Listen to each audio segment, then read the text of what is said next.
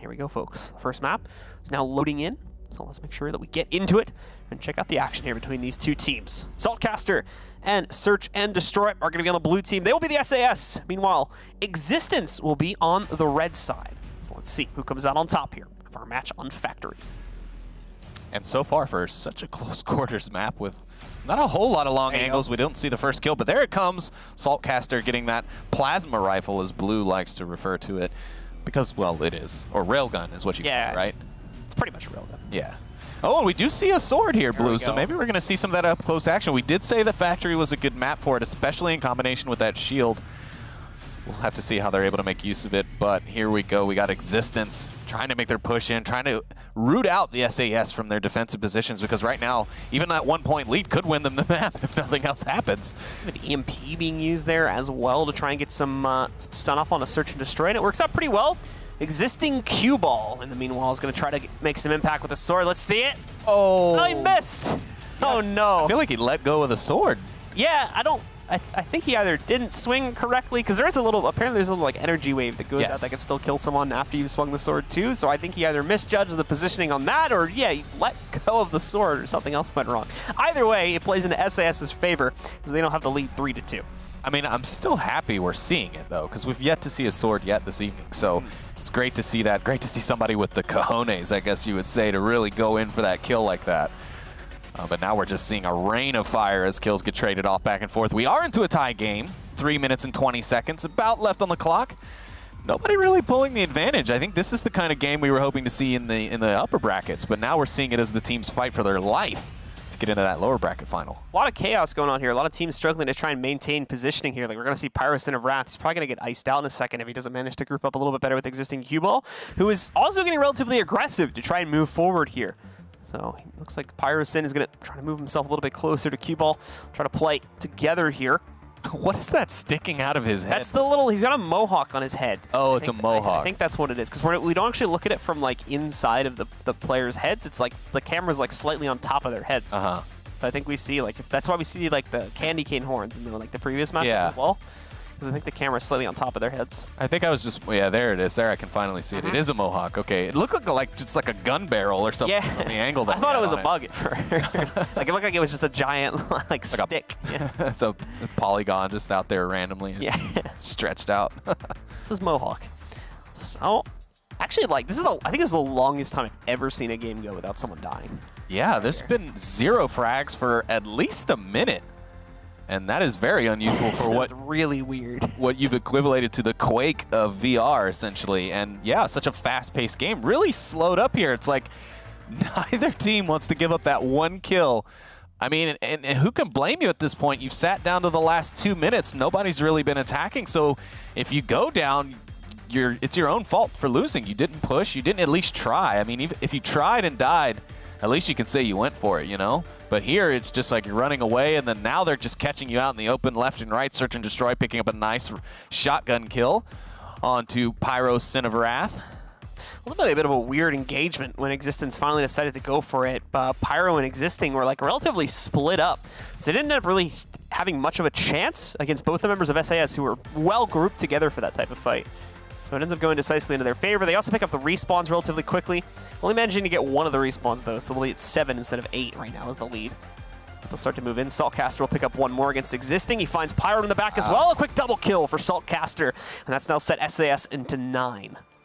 Yeah, and they're slowly closing in on that 15-point needed to just go ahead and stop everything where it is. But we're less than a minute in, or a minute left, I should say, and again, we're not really seeing that direct action, so it doesn't look like Existence really pushing too hard to try and bring this one back. Maybe they're just going to go ahead, cool off a bit, and take it to them in the next one, because we're not really seeing a lot of aggressive push to try and reclaim some of that deficit that they're in. Yeah, it's like they honestly don't have much of a choice, just given the time restriction at this point, unless they really came roaring back in. But even then, I'm pretty sure SAS could just kind of cheese with the spawn timing a little bit, since you don't get kicked out of the spawn room that quickly. So if they wanted to, they could just play off of that right now.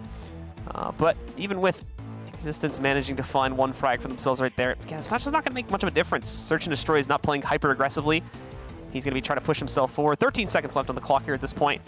Search and Destroy actually gets it together, manages to pull off yet another frag. Gets a double kill on his own. Really good stuff from Search and Destroy. And yeah, timer's going to run out in a second, so it's SAS taking a decisive map number 1. 13-6 between these two teams, putting SAS only one more away from that lower bracket final.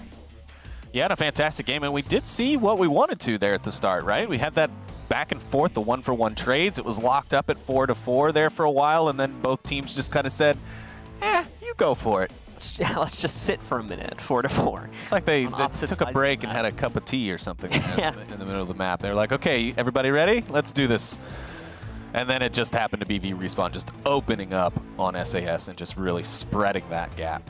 Yeah, and unfortunately it came down to the fact that Existence just pushed in on their own, but it was only one player that made the initial push. The second one was supposed to be backup, so he basically just walks into the Lions den, walks into both members of SAS that are prepped and ready to pick up an easy kill there, and then the second one is pretty easy to follow up. And then from that before, now they have map control, so they just go forward, they pick up one of the respawns, and it's just a domino effect, unfortunately. It seems from that point forward into the favor of SAS, giving them control of map number 1. Now they get a chance to close it out quickly, because once again, this is a best of 3. The next matchup will switch back to a best of 5, as it's a qualifying match, but one more for SAS, and they'll move forward. They'll get that rematch against V-Respawn, and have the capability to take them down, knock them out of the land running. If they can recover those, you'll have to remember they lost quite decidedly 0-2 against V-Respawn when they played them earlier in the bracket about an hour ago. Well, guys, here we go. It's absolute 0. It's going to be our second map in between these two teams. They're loading into it now, so let's jump into it, as it has just begun. Yeah, and thank God they're doing a cool map, because it is getting kind of hot in here, Blue, so it'd be nice to cool things off for us a little bit. Here we go. Not too much going on. We are seeing Existing trying to get in there for a close quarters kill, possibly with that sword again, but he's going to be taken out pretty quickly there by Search and Destroy, giving SAS the 1-point lead here to start out the round. It's been about a minute 30. Not a whole lot of action, just a whole lot of jostling for positions, it seems like. Yeah, Pyro doing a good job of at least avoiding combat by kind of juggling on the portal hole right there. He's going to be able to give himself a quick reposition if the need should have arisen. And with that, now given the opportunity to Existing to jump back in, pick up the quick trade against Saltcaster, and tie us up at 1-1.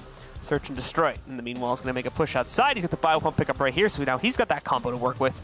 Just going to look for a player to use it on. There you go. Pyro Sin ends up going down, and SAS will now take the lead off of that 2-1. Yeah, and again, I'm feeling like Existence is not really staying with each other as much as they should be. Or, I don't know, maybe SAS has just been able to get the better angles and split and really capitalize on the flanking maneuvers. But to me, it seems like, except for at the moment where, of course, we're watching them, as I say, they don't stick together. They're right on top of each other. But, yeah, I don't feel like, even in that last round, that they were doing well at being close enough to support quickly, right? Like, it felt like a frag would come in from SAS, and then no one from Existence was there to return or even, kind of pressure and push them back away while he can recover. Armor pickup timing ends up working out really well in the favor of Saltcaster specifically. He's got a whole boatload of health to play off of here now. Search and Destroy will pick up the frag against the initial player they jump into. And there's a great example of how they were split up. Q-Ball's just out in the open. No support even close from Pyro. And now Pyro's just going to sit in a corner and wait this out. And now it's all up to SAS, as they're going to have to go looking for their opponent. It's not going to be as easy as it has been. It looks like Existence going to try and bait them in and get them into their own playing field, even things out a little bit. And we do see the frag come in. They have tied it back up. Now we see another one, and Existence takes the lead for the first time in the series. Kind of coming out of nowhere, a nice little swipe for these guys. I think they managed to pull off a very, very difficult flank against the members of SAS, and with that, really catch them off guard. They thought they were contained within inside of that building close to where they spawn a lot of the time, but it wasn't the case. Wrapped out into the open around them and took them out very, very quickly. So this is a huge change up now. SAS working from the back foot. To be fair, they've still got half the match left, so there's still plenty of opportunities for them to reverse this, but we'll see that first one come in from a frag on SAS's favor, but it's immediately traded again as Q-Ball picks up Search and Destroy it, leaving Saltcaster on his own for the next few seconds here. And this is a part of this game that doesn't necessarily exist in some of the other games, right? We do see it in Echo a bit where, teams will have a stunted spawn, right? They'll have some guys go down earlier than others, and they'll have to either wait and regroup as many as they can to go back in for the attack, or they go in and they're just completely off balance with the timing. And so this map is just so much about control, being able to kind of cut off those spawns or even the exits to the spawns to where you can just keep them back. Then you make the enemy team rely on the RNG that is the weapon pickup in the spawn tube, right? and then now it's just all about weapon control, and it seems that Existence is doing a bit better now with both their pickup and their map control. Minute and a half left here, but SAS only down by 2 frags. They might be able to bring it back. They've definitely made some serious improvements, but they've got to watch for flanks. Saltcaster walks right up with the Hellfire Rockets, picks up another kill against the members of Existence and sets us up at 6-7. One more, and they've got the tie situation once more, meaning this one's probably going to end up going down to the wire. Missed Rocket, though. Probably not going to fare too well for Saltcaster, who's not able to get the damage he needs. Meanwhile, Search and Destroy is in this fight right now. Saltcaster was able to get one. I believe they did end up losing one of their teammates. No, both of them stay alive as far as I can tell. So they'll take the lead off that now at 8-7 with just over a minute remaining. And he did it with that rocket launcher, which we talked about, not typically used in the close quarters, right? Because the round being so slow. Existing, trying to sneak off at least one kill with the sword. Doesn't end up working out, but it does open the ability for his teammate to still get a frag. Search and Destroy puts one right in the face of Existing Cubo. That sword's still not going to find any combat here today. As now SAS push ahead, not for long though. Another tying point coming in from PyroSyn at 9-9, but he's also going to get traded out. Now 10-9 in the favor of SAS. Yeah, now more than ever, making sure that you either stay alive or support your teammates in a firefight is going to be more crucial than ever. You're pretty much not going to have the time to spawn and respawn enough to close this gap, so you're really just going to have to get the kills where you can. And now we're seeing Saltcaster trying to keep things even, but right now SAS are just taking it out. They're just walking away with it here in the last seconds, and we're down to 5. And it looks like SAS are going to wrap this one up with a nice little bow there after quite a back and forth for a while.